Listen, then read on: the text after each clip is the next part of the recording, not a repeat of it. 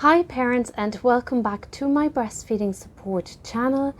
Today's video is going to be a little bit different to the typical breastfeeding support videos here on my channel Kindestmilk.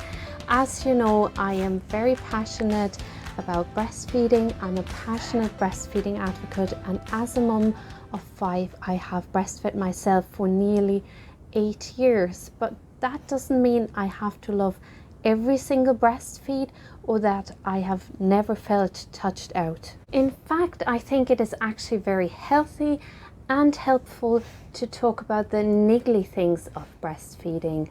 Not everyone will find the same things bothersome. For example, not everyone will experience sore nipples. But spelling out the lows as well as the highs can help paint a more realistic picture about breastfeeding. It can raise awareness of the good and the bad days, and perhaps even help with making an informed choice about infant feeding.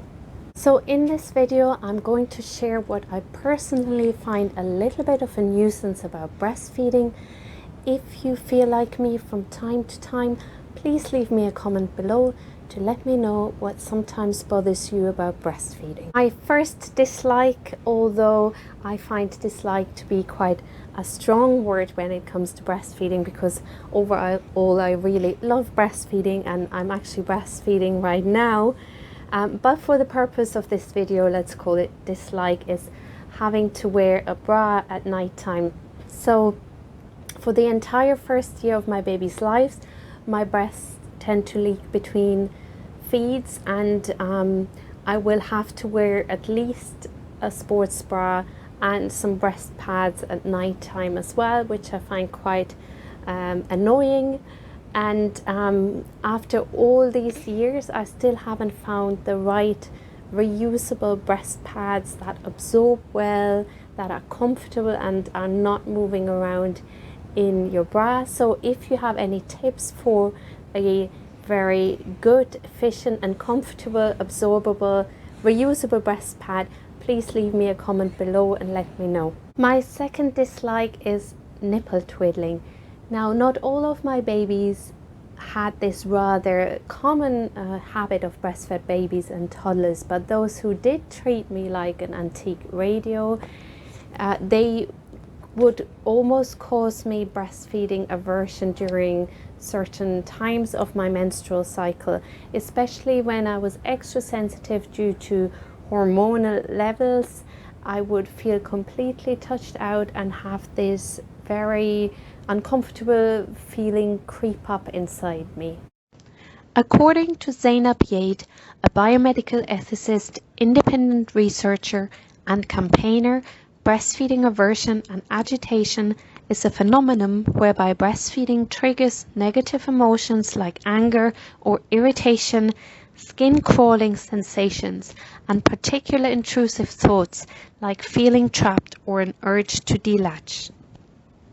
This is actually how I felt a few times when my children exhibited the behavior of nipple twiddling. I suppose it can be helpful to establish some boundaries in your breastfeeding relationship, especially with older babies. You could also wear a teething necklace such as this one here to keep your baby occupied during nursing and focused and distracted from nipple twiddling. Or there is an actual commercial product called the Twiddle Tip Nipple Twiddler Toy. I recently attached my baby's pacifier to my teething necklace, which kind of serves the same purpose during nursing. My third dislike is a sore back, arms and sides and so on. And this is most likely not a result of breastfeeding alone, but it has manifested itself over the last 13 years of carrying, like I'm carrying my babies a lot, I baby wear a lot, and caring for my 5 babies. In addition, the hormone relaxin loosens ligaments during pregnancy in preparation for birth, and depending on expert sources, The effects of relaxing can persist in the body up to several months after a woman has stopped breastfeeding. Whilst this shouldn't be a reason to stop breastfeeding, because the benefits of breastfeeding usually far outweigh the negatives and the problems, postural problems, although sometimes you may need support and help from a physiotherapist.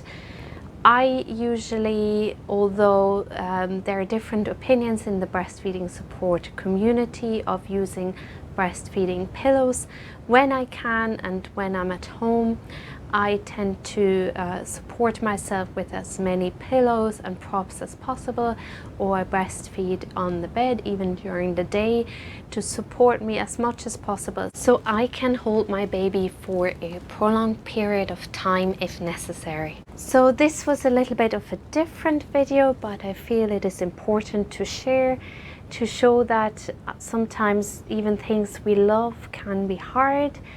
And I hope for the most part you can love your breastfeeding journey, and I will see you next time. Bye.